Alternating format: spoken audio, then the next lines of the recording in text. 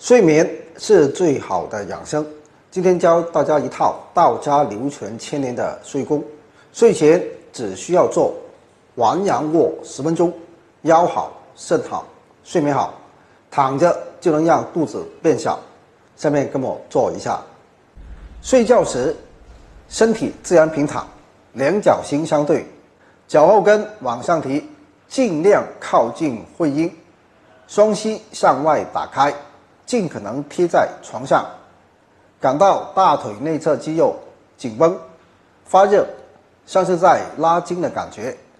两手心放在大腿根部附近，掌心上枕腹部，全身放松，闭上眼睛，保持这个姿势10分钟。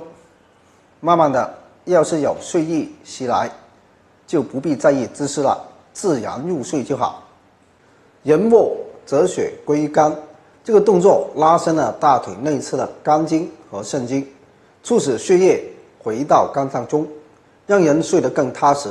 入睡难、睡不踏实、多梦的朋友就不要错过了。腰部酸痛的、腿部受凉疼痛的人，要坚持每晚做一做。我们还可以在完阳卧的基础上加上一个揉腹的动作，揉开腹部的6条经络，让气血通达全身，还能改善肚子大、便秘的问题。同样是先做好完阳卧的姿势，然后双手叠放在肚脐上，顺时针方向按揉腹部，慢慢的往外扩展到整个腹部，揉100圈，再逆时针揉100圈，把腹部揉开、揉圆。俗话说，腹部软如棉，百疾不来缠。腹部汇集了脾胃、肝胆、肾经以及任脉、冲脉、带脉6条经脉，把腹部揉圆，可以促进气血运化，充实脏腑，还能加快胃肠道蠕动，促进消化吸收。有便秘问题的、肚子大、有减肥需求的朋友，每晚睡前记得做一做这个动作。大家坚持1个星期以上，就会有非常明显的感受，发现自己的肚子变小了，肚子变圆了。大家好，我是庄老师。小腿藏着养生的大秘密，睡眠不好的人要经常疏通小腿。很多人晚上经常翻来覆去睡不着，睡觉后也易惊醒，还爱做梦，一个接着一个，做个不停。早上起床昏昏沉沉，没点精神。那么今天我教大家如何通过疏通小腿的方法来改善这些情况。疏通小腿，重点要把小腿肚子上的淤堵的地方给全部疏通开了。首先我们找一个扁灸罐，然后在皮肤上涂点艾草精油，仔细寻找小腿肚子上有没有痛点、结节或者条索状的东西。这个过程中一定要耐心的寻找，找到了这些痛点、结节、条索状的东西，就停下来，用这个罐子一边刮一边灸。罐子里面已经点燃了艾柱，温温的，很舒服。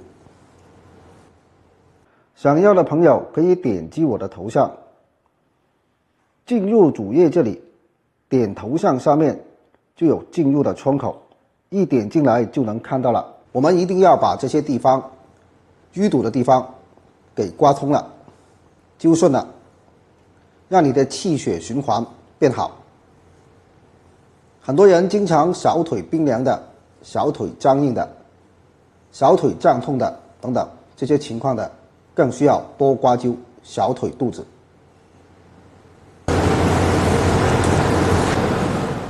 好，刮完小腿肚子后，我们还可以刮灸小腿的两侧。先刮外侧，从上往下刮。很多人刮到阳陵泉这个位置上，会感觉到特别的痛，那就要停下来，多刮刮。每天刮100趟左右，刮到外侧微微发热发烫就行。如果你睡眠浅，容易早醒、多梦，那就更需要多刮几套。刮完外侧后，接着我们刮内侧，一样从上往下刮。刮内侧时要重点刮一下阴陵泉和承山穴这两个穴位，不仅可以帮助调理睡眠，还能顺便把身体多余的水湿排出去，这样我们整个人会感觉到特别的清爽舒服。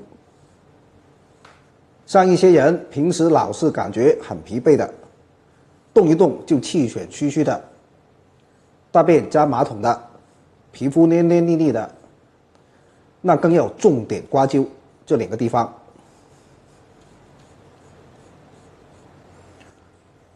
好，如果你也有睡眠的问题，不妨多疏通小腿，让你的睡眠越来越好，人越来越精神。如果在疏通的过程中有什么不懂的，或者有特别的情况，可以在视频下方留言，我会为大家解答。人体内的三浊越多，身体就越差；相反，身体的三浊越小，身体就会越好。三浊是指身体日积月累的浊气、浊水和浊物。浊气就是指身体里的一些气体，比如放了屁、打嗝的气等等。浊气堵在心口就会难受，走到脑袋就会头晕眼花。浊水就是身体的湿浊，老爱吐痰的人就是因为体内浊水太多。浊物就是我们常说的宿便。怎么去除身体的三浊呢？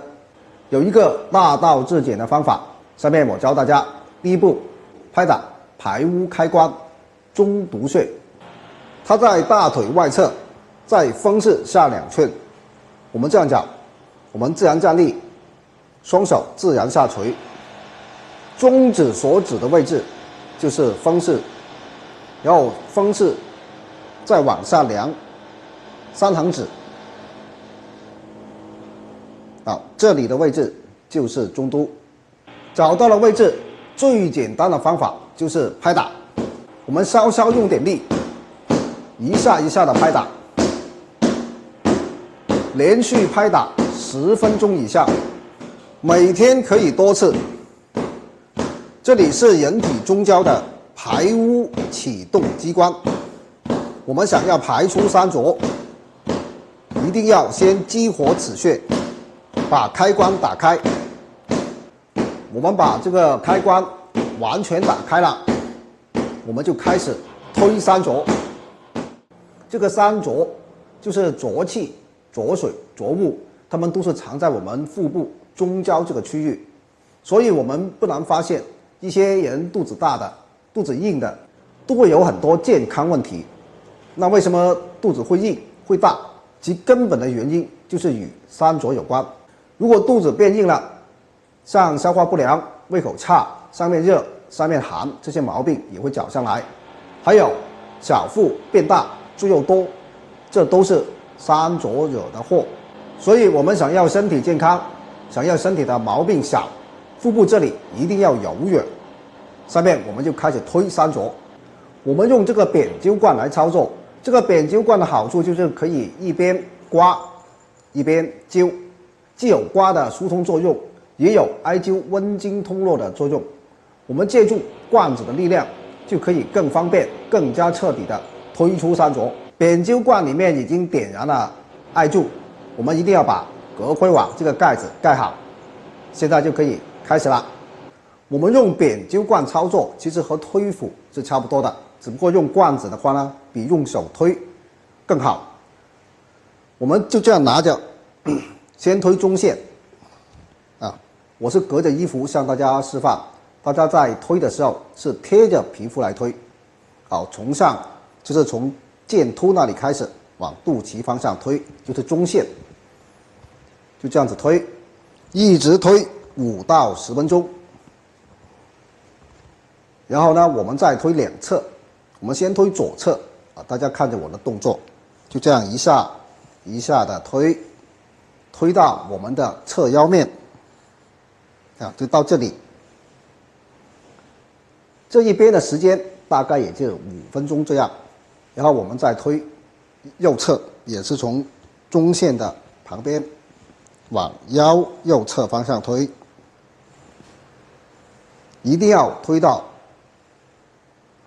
右腰侧因为这里有带脉穴的位置。那么很多人在推的过程当中，可能会感觉到腹部会有痛点，为什么会有呢？因为腹部是我们很多慢性问题的反射区，如果发现有这些痛点的话，我们要重点的去刮这些痛点，这些痛的部位。我们推的时候要稍稍用力，很多人刚开始推的时候，腹部这里有明显的痛感，这是正常的，继续坚持推。有些人在推的时候会打嗝，甚至会放屁，这是好事，说明你推到位了。继续坚持这样推，就可以帮助把积聚在中焦腹部这里的浊气、浊水、浊物一步步的推出来。我们坚持用这个罐子来推，肚子就会越来越柔软，中焦这个区域就会越来越通畅。大家要坚持做，把这三浊排干净，身体就会轻盈干净，那么我们的身体就会越来越好。今天给大家分享一个养肝胆的传统方法，敲胆经、推肝经。首先是早上敲胆经，把一条腿踩在凳子上，胆经的位置在我们大腿的外侧，大约是沿着裤缝线这一段。我们从这里开始，字边穴往膝盖方向敲打，就这样来回敲打。我们边敲打边感受，在胆经的路线上可能会有一些非常疼痛的地方，或者有颗粒感，这些都是经络堵塞严重的地方。那么这个时候就要特别去疏通它，侧重多拍几下。有些人觉得用手敲打比较累，那我们也可以用经络拍来拍打，方法也是一样的。从这里开始往膝盖方向拍打，利用经络拍的弹性，把力度渗透进骨肉之间。我们疏通胆经，不要两边一起敲，要疏通完一边再疏通另外一边，更不要疏通胆经的时候还另外疏通别的经络。可能有些朋友问，我是调理肝，敲胆经有什么作用呢？其实肝和胆是一家人，它们互为表里。我们在调理肝的时候，肝胆都要同时调理，才能起到最好的效果。敲胆经有几个需要注意的地方：一、孕妇不要敲；二、不要在饭后立马敲，最好是休息40分钟之后再敲；三、小孩或者年轻人胆经可以多敲一点，让气血增加的速度快一些。四、敲打胆经最好是在早上，早上太阳升起来之后是敲打的最佳时间。老年人晚上不要敲胆经，体弱的人敲胆经的时间不要太长。好，早上敲完胆经，这是第一步。还有第二步，晚上推肝经，最好是睡前1个小时推。肝和胆是互为表里的，所以肝经和胆经的位置是对应的，胆经在外侧，肝经就在腿的内侧。我们可以坐在垫子上，把2只脚脚心相对，用两根来推肝经。肝经就在我们大腿内侧偏中间的位置。好，用两根推，从腹股沟向膝盖方向推，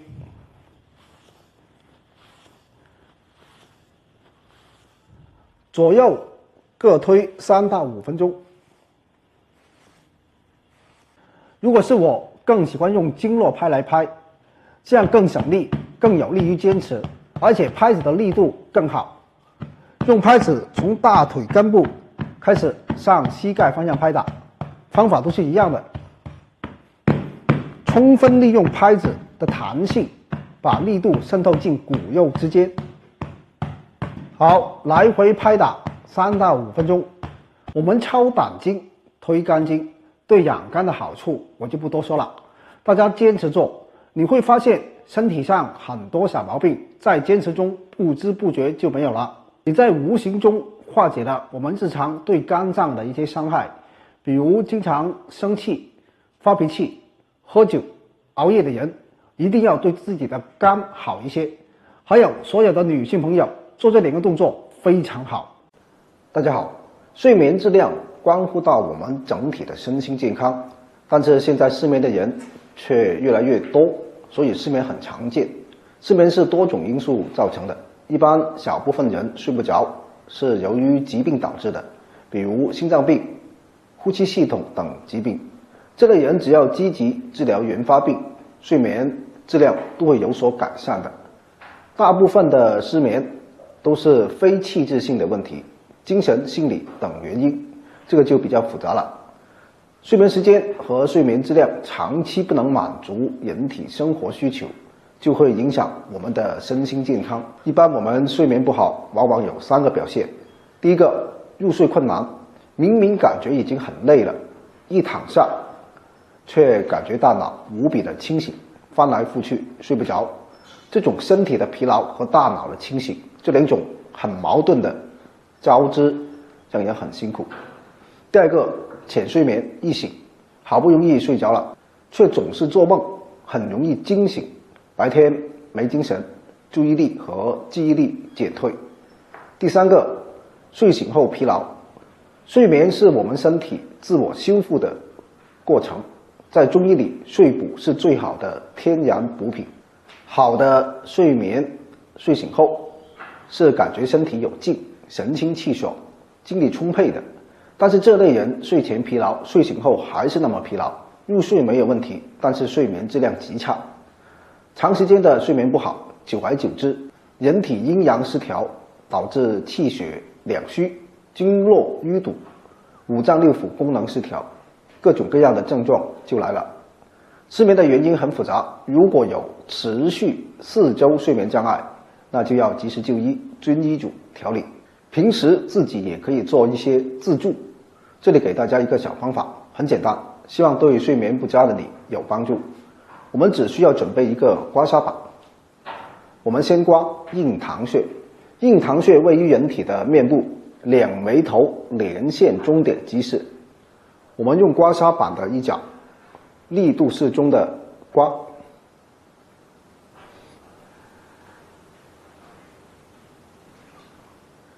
就这样刮3分钟。接着我们刮前额2侧的太阳穴，太阳穴在外眼角外上1寸左右，用手摸可以摸到一个凹陷。我们用刮痧板的一角，力度适中的刮，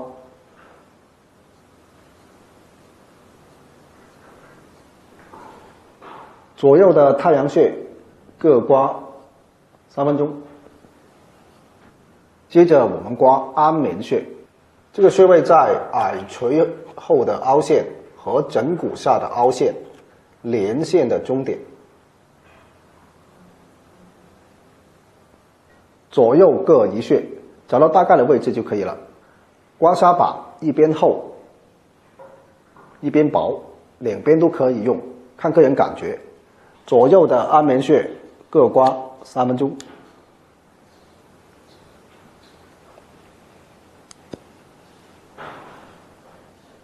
最后我们刮心经手臂段，心经在手臂内侧，我们从肘部开始往小指方向刮，力度适中，不需要太大力，只需要有疏通的作用就可以了，不追求出痧。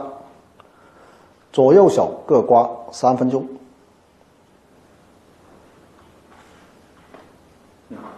好，以上的疏通小方法可以助眠安神，每日可以做3次，不用追求出痧。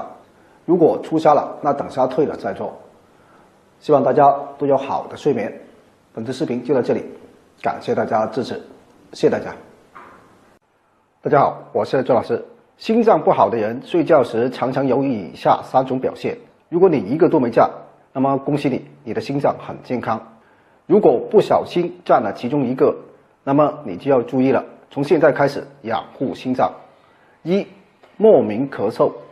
心脏不好的人在睡觉的时候会莫名其妙的咳嗽，这种咳嗽不同于一般的咳嗽，会在手臂上或者后背的肩胛区伴有反射性的疼痛。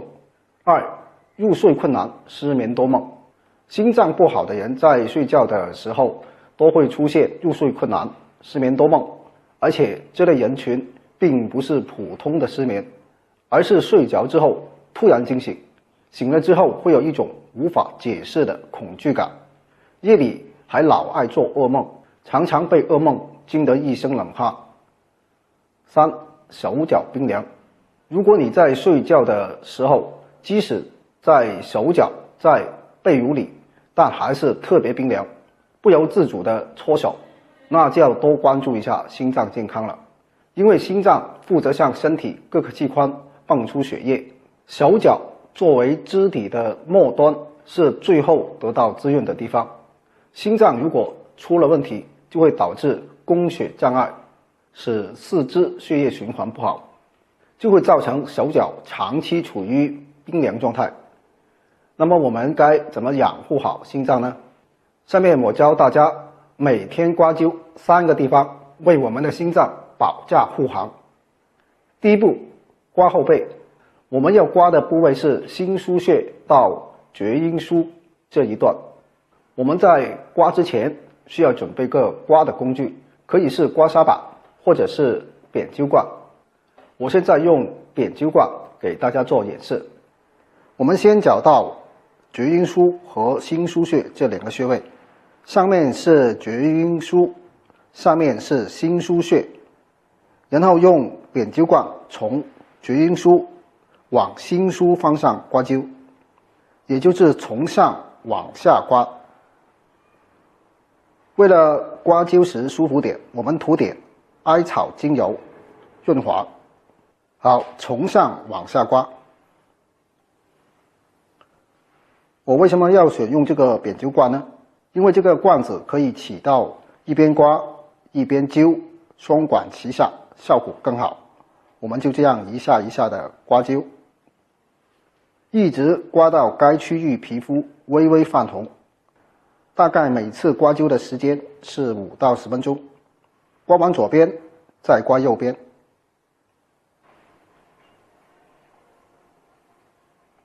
第二步，刮松腹。我们要刮的部位是膻中穴到巨阙穴这一段。我们用扁灸罐从上往下刮，从膻中穴一直刮到巨阙穴的位置。在刮的过程中，我们要尽量挺直胸膛，把胸口这一块尽量展露出来，这样刮起来会更加舒服，养生效果更好。每次刮100下。如果在刮的过程中有出痧或者有淤青的地方，都是正常的，不用担心，休息2到3天就好了，早中晚都可以刮。第三步，刮手臂。我们主要刮的是心包经和心经。心包经在我们的手臂内侧偏中间段，心经在我们的手臂内侧偏下的这一段。我们手持扁灸罐，从上往下刮，从上臂一直刮到手腕处。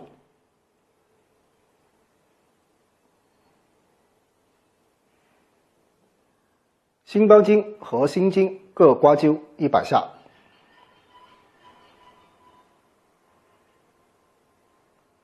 一般人在刮灸心包经和心经的过程中，都会出点痧，这是好事，这是我们心脏正在排浊气。等痧点明显退去了，便可以继续刮了。好，经常刮灸以上3个地方，可以很好的保护我们的心脏，降低冠心病、中风等疾病发生的可能性。动动你的小手指，把视频转发给你身边有需要的家人或者朋友。好，今天的视频先到这里。感谢大家的支持，谢谢大家。晨起做几遍冲脉极阳功，打通全身阳气通道，盘活气血，让你浑身有劲，用不还。中医认为，人到40，阳气自半。随着年龄的增长，人的阳气会逐渐亏耗。如果不及时补充，阳气亏虚，不仅身体的抵抗力会变得越来越差，脏腑功能也会受到影响。最明显的表现就是畏寒怕冷、起夜多、提不起精神、记忆力变差，一吃凉的就容易肚子痛、拉肚子等。对上了年纪的人来说，阳气不足还会影响气血的运行，手脚经常会出现麻木、关节疼、腰腿无力、走走路就累等等。今天分享一个道家的冲脉极阳功，补足一身阳气，让身体回暖，气血顺畅。我们自然站立，两脚稍微打开，与肩同宽，两手背贴在一起，在胸前并拢，然后慢慢往上升，同时吸气，指尖达到头顶时，两肘外展，两手中指之间触碰在一起，手掌翻转，两臂尽量展开，拉伸疏通整个肩膀和肩背，两手背又紧贴在一起，用力往上升，吐气，再打开双手，缓慢回落，手掌再勾起，回复到胸前。好，大家跟我一起做，往上升，吸气，打开手肘，翻掌，往上升，吐气，回落，勾掌，回复到胸前，反复做10遍。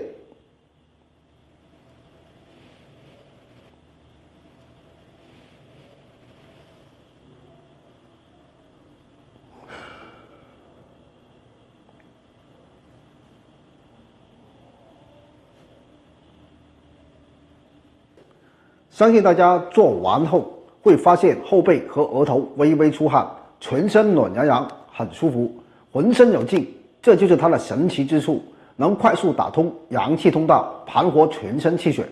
家里有中老年人的，每天早上起床后都可以做一做冲脉极阳功，久而久之，手脚不麻了，精力足了，身体更健康。人体自带的长寿窝，每天按一按，降压、养肾、通气血，样样都不差。中医说五脏六腑、12经脉有络于耳，意思就是说耳朵是全身经络的汇集之处，所以经常对耳部进行一些适当的按摩，能够给人体带来许多益处。今天分享一套懒人版揉耳操，把全身都调个遍，坚持下来，许多毛病会不知不觉中就改善了。第一是搓耳背，耳朵背后有一条很明显的沟，这条沟被称为降压沟。我们用一只手托住耳朵，另一只手的食指指腹沿着降压沟上下来回的搓揉。如果出门在外突然血压升高又没带药，那就赶紧找到这个地方搓揉10到20分钟，血压就会降下来。两边耳朵都要搓。平时作为保健，可以推推耳背5分钟，每天做个2到3次就够了。推耳背可以调畅全身的气血，对降压有一定效果。对于头疼、耳鸣、失眠、乏力等问题也有很好的调理作用。第二是拉耳垂，我们用手指捏住耳垂上下牵拉，有节奏的拉30到50下，直到耳廓有热胀感为止。这时全身也产生一种轻松、舒适、惬意的感觉。有些人晚上怎么也睡不好，记性也不好，莫名其妙的烦躁，这时拉一拉耳垂这个心情开关，烦躁郁闷的心情一扫而光，还能健脑明目，促进睡眠。每天锻炼3到5次，效果更好。